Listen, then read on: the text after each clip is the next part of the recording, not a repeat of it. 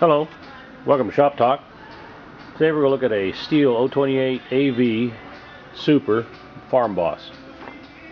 This 47cc motor, the power head weighs 11.5 pounds. That's less bar and chain, no bar and chain on it. And capable of running up to a 28-inch bar. And we'll take a close look at this one. This one's got a Stihl Roll-O-Matic sprocket nose 24-inch bar.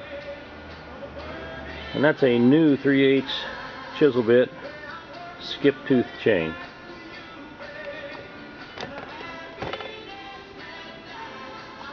It's got some fading of plastic. You can see here in the picture here, it's just faded from setting. Has a working chain rake.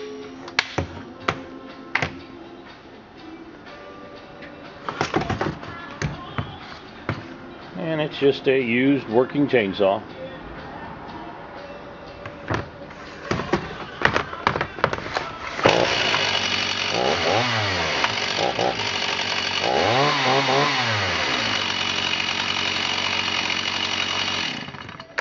And we'll go out to the log deck, make a cut with it.